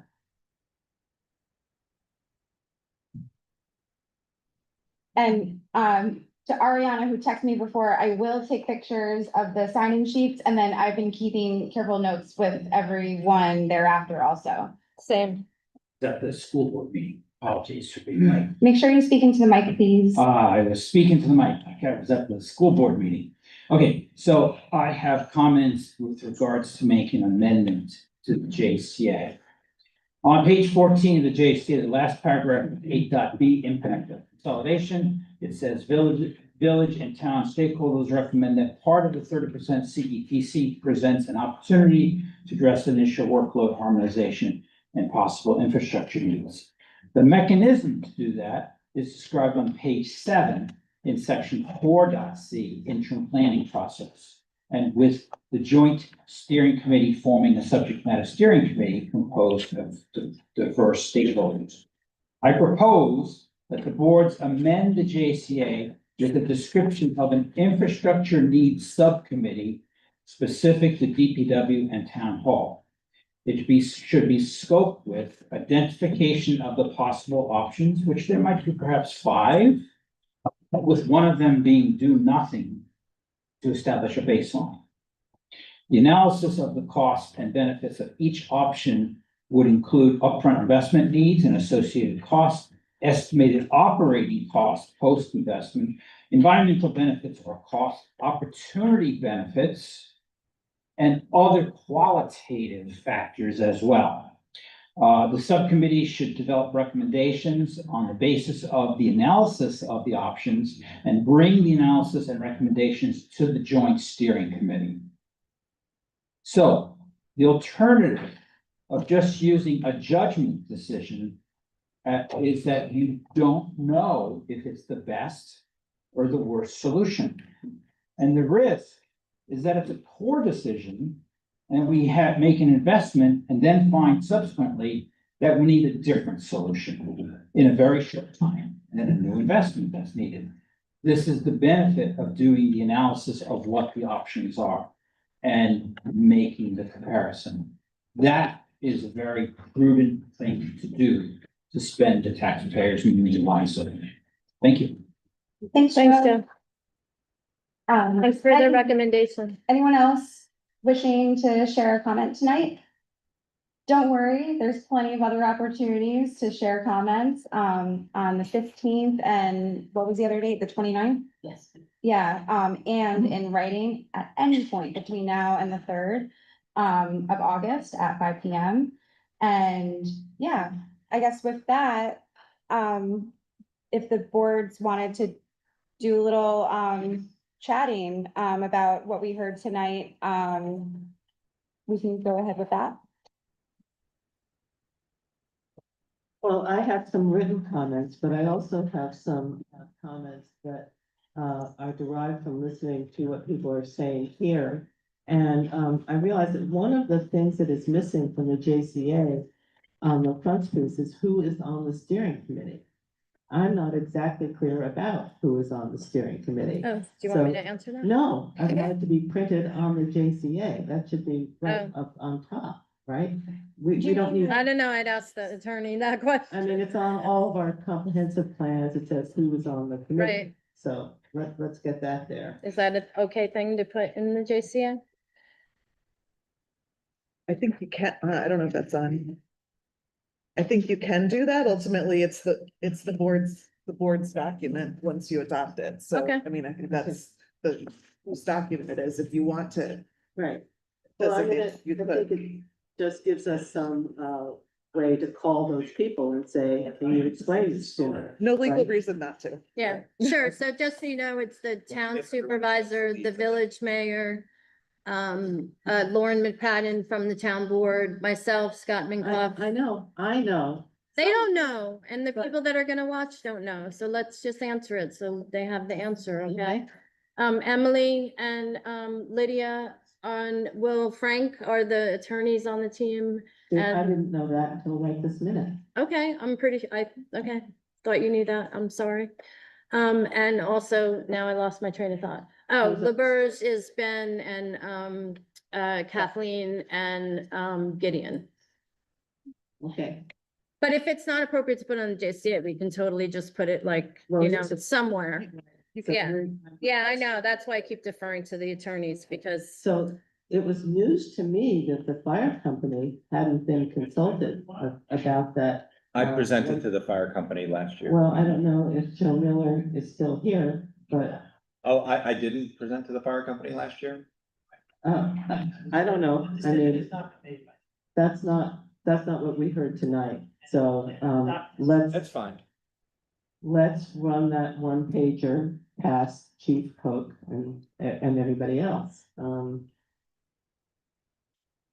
I think one of the things that I heard when people were talking about grants is that there are some times when it is beneficial to have two different municipalities. For example, the village can apply for all of those big water and infrastructure grants that Alex has been getting.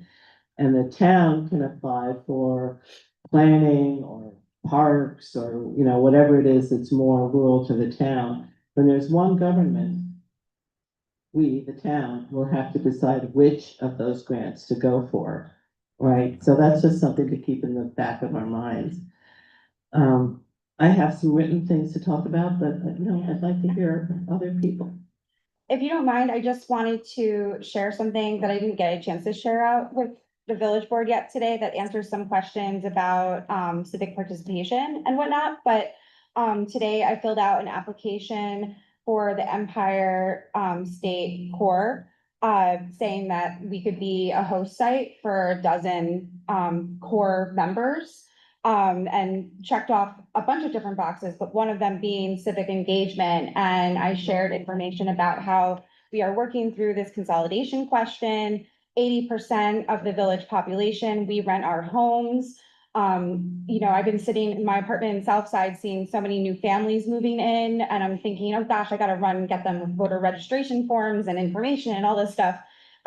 So one of the things that those interns, if we get some assigned to us, would be able to do, would be working with us on just nonpartisan voter registration and information distribution, as well as a couple other key interest areas, just learning about how local government works, you know, helping out with a bunch of different departments and whatnot. But this is one of the things that I included in there. So I'm definitely thinking forward about how to make sure, just in general, like civic participation can be at its most ultimate.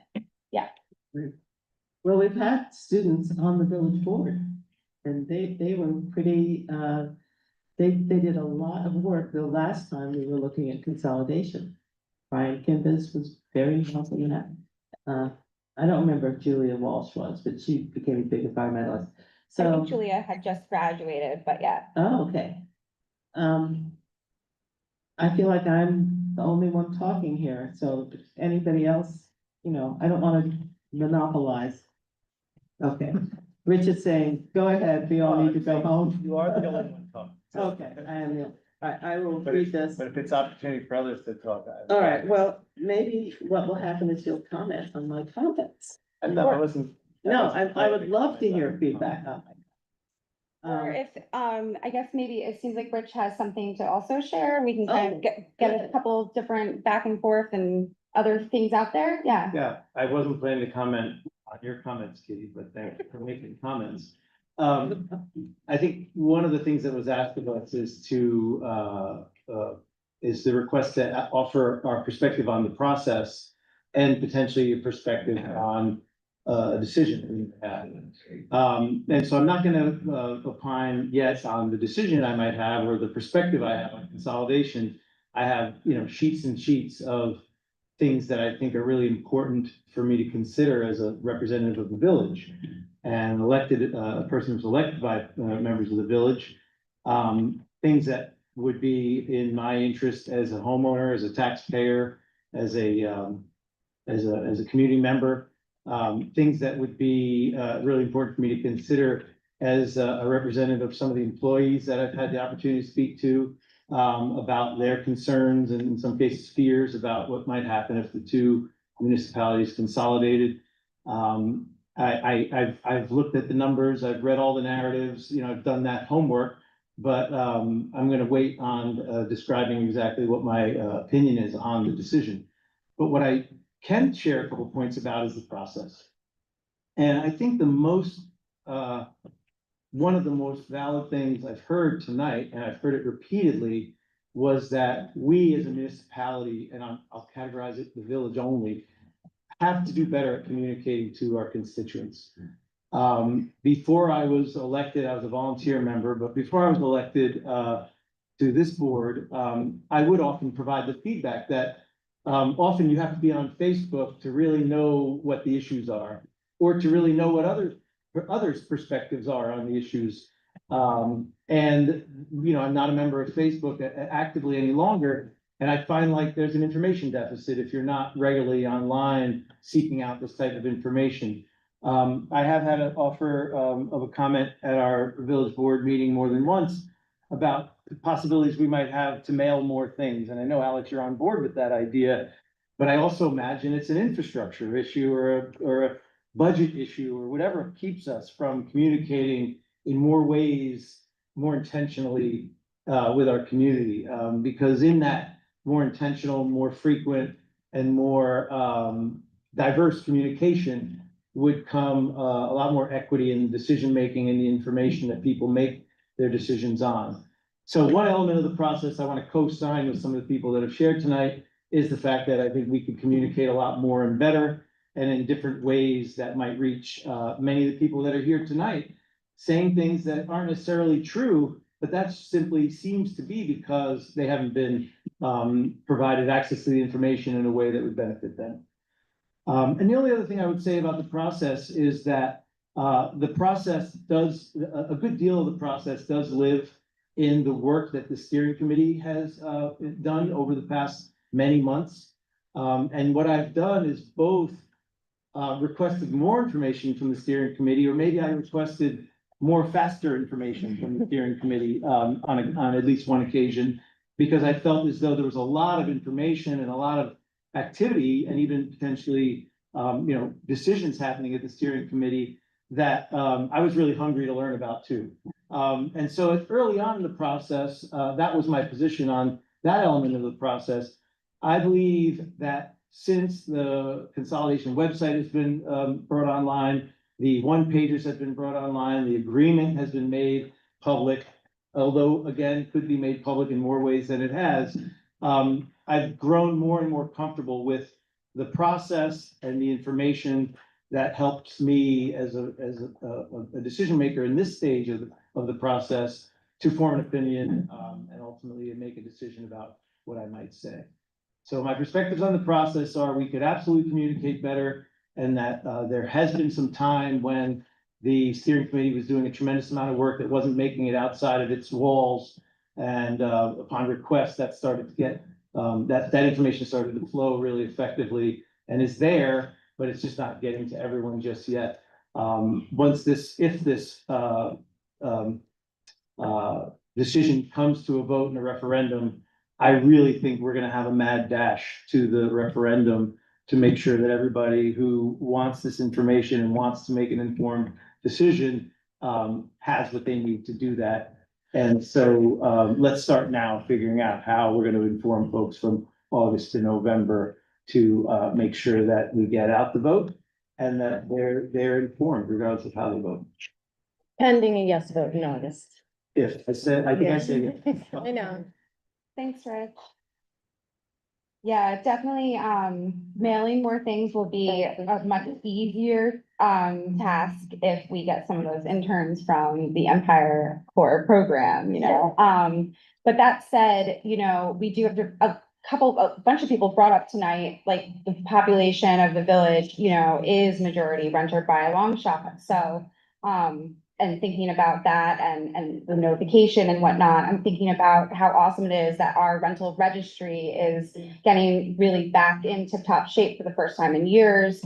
It's online and all of that, and that's such an awesome resource. It was during the COVID crisis for, me sending messages to our awesome local landlords to then pass on to their tenants. So, maybe thinking about this in a similar way might be a good route because, like I, for example, don't get water bills as a tenant at my property. I think a couple of us just don't see those. So, mailings are a good idea. They take a lot of effort.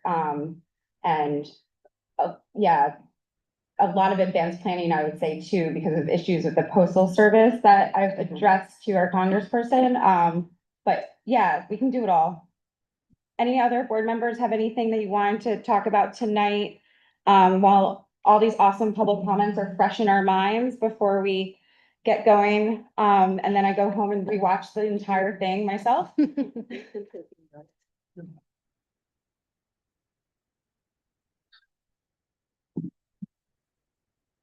Thanks, everybody, for coming. My name is Alan Ross. I just had a couple comments. One is, I guess this process is so that the consolidation agreement can be modified for the input that is gotten. And then the other is so that we can vote whether or not to put it for a vote in November. So we voted in August, to put it forward. But there seems to be a little bit of, maybe the emphasis is misunderstood in some sense, in that there's only 5 of us in the village who would be voting to put it forward to a vote. But then when the vote happens, we're just residents who have 1 vote. Each of us would have 1 vote.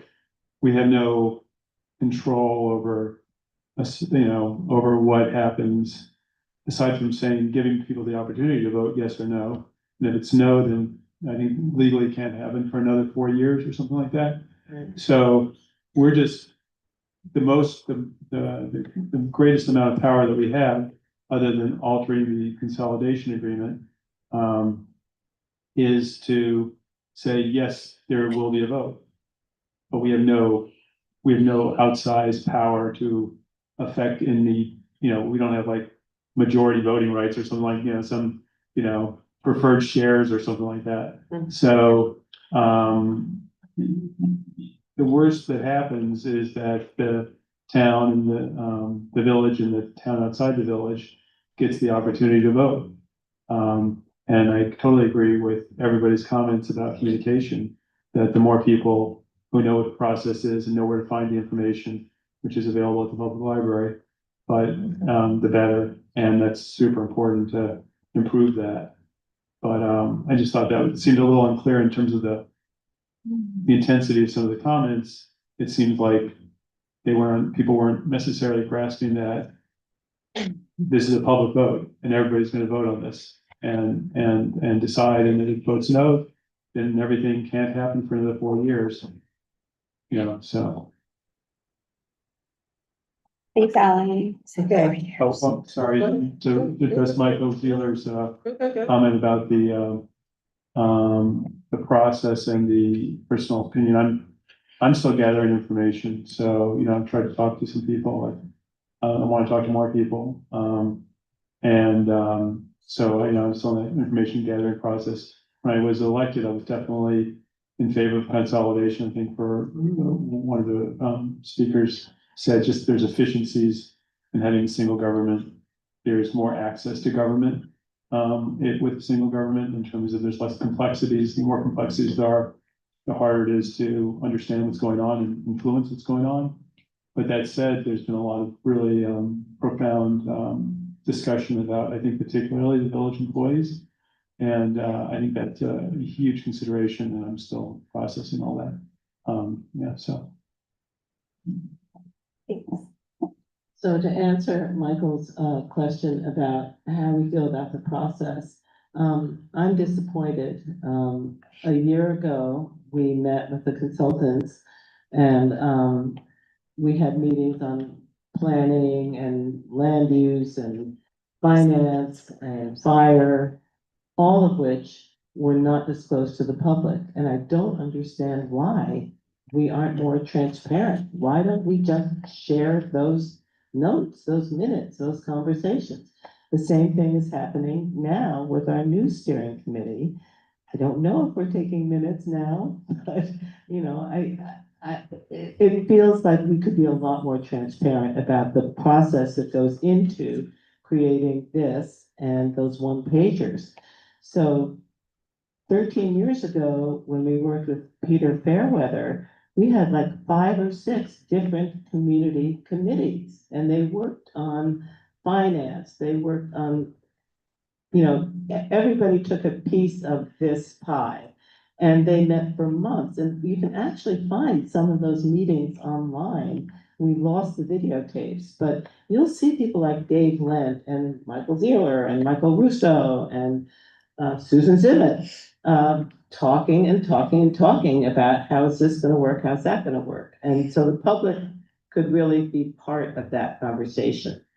And I'm sorry, and I know the JCA says they will be in the future, but I think it would have helped open this up if they had been more involved in the creation of this document. Now, I'm just going to read my statement. And, then everybody can say, phew, Kitty's finally done, and we can go home. Thank So, you. when the village is gone, several village-specific revenue streams also go away. This includes AIM funding, the village utility tax, parking revenue, village permit fees.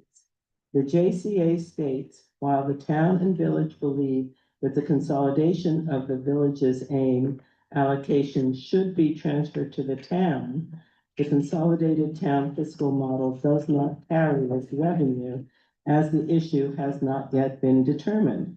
So who determines this issue and when will it be determined? This is important because towns receive AIM funding at a rate much lower than villages. Villages are budgeted at $3.60 per capita. TOV are funded at $2.03 per capita. So this appears to be a significant loss of revenue, but the JCA does not show those losses. It only includes the village's general fund revenues and the CETC credit. As a result, the models may understate the true cost that may be absorbed by taxpayers. Even with the $700,000 CETC allocation, it appears to me that about $687,000 of village general fund costs still need to be raised through town taxes.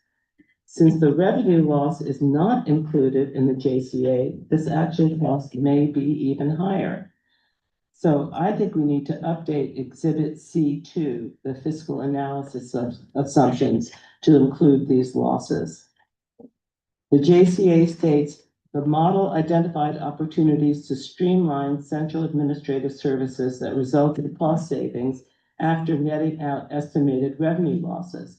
As I stated above, we need to see those estimated revenue losses. Also, what are the opportunities identified to streamline administrative services? Let's see some examples of that. There is absolutely no historic rationale for creating a standalone planning department. It never appears in any iteration of the dissolution or fair weather studies. It has never been requested. The first time it is ever mentioned is in this JCA. A quick look at the monthly building, planning, and zoning reports shows why. 95% of what happens in that department is building permits, inspections, rental registrations, and people asking if there's enough room on their property to put up a storage shed. It's paperwork, paperwork, paperwork, and the village will bring more building department paperwork with it. The village currently provides safety inspections for 750 apartments and has recently added 600 more. There is not a single town of our size with a separate planning department. Every single job listed in this new department should remain part of the town Department of Building, Planning, and Zoning. What is needed is to make one of the part-time building inspectors full-time. The creation of a standalone planning department should be struck entirely. The duties described in the JCA should be paid to a qualified, certified New York State planner with the $40,000 in the transition budget. Where are the parking meter staff located in the JCA? I don't see them anywhere. I don't know what department they're in. But I don't know how they will be incorporated into the new town.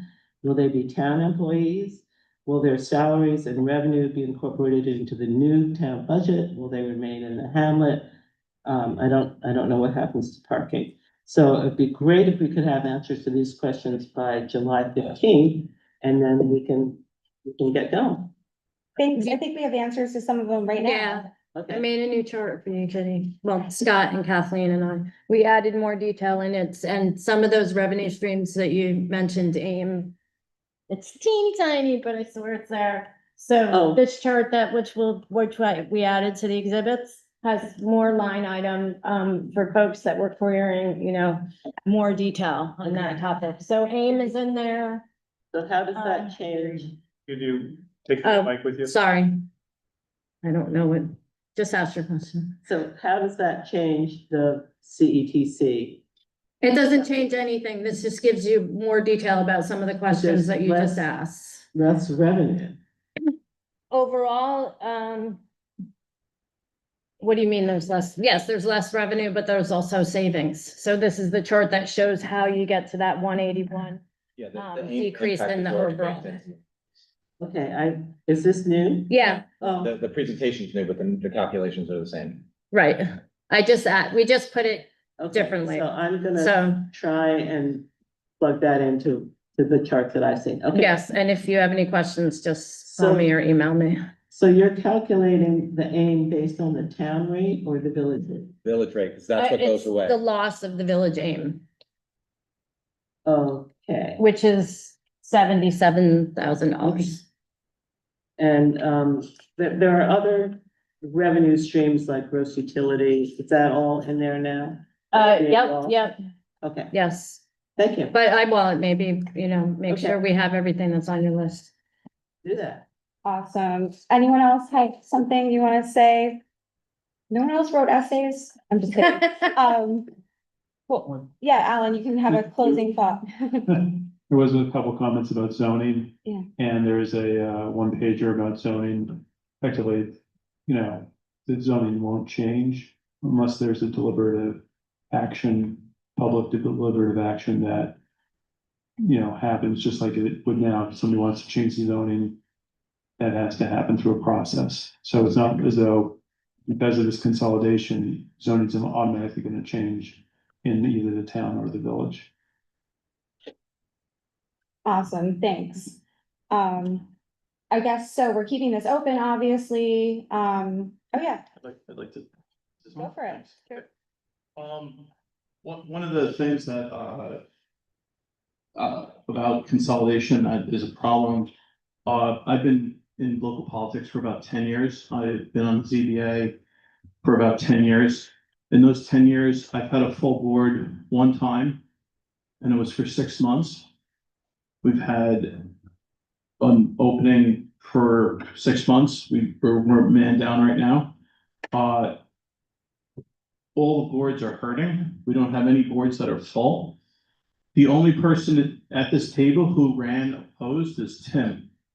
I was not opposed by any Democrats in the primary. None of my people were. There was one other candidate running against us who was a Republican.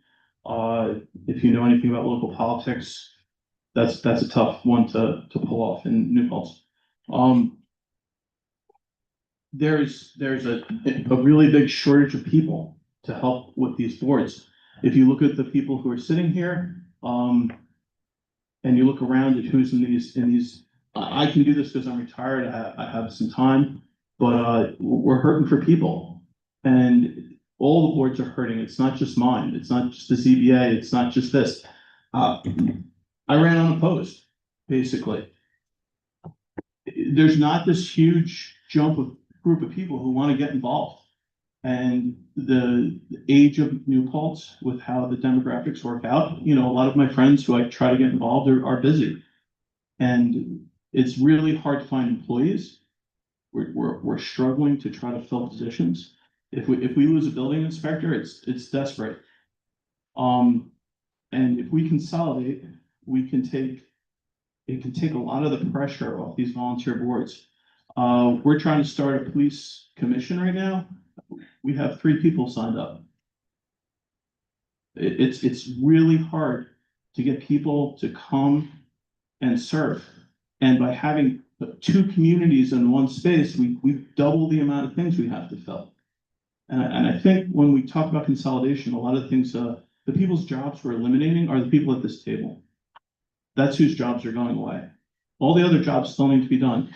The building inspectors are going to slide from being village and town employees to being town employees. We need them. We need every single building inspector we can have. We need all the craftsmen. We need all the tradesmen we have. We don't have enough people.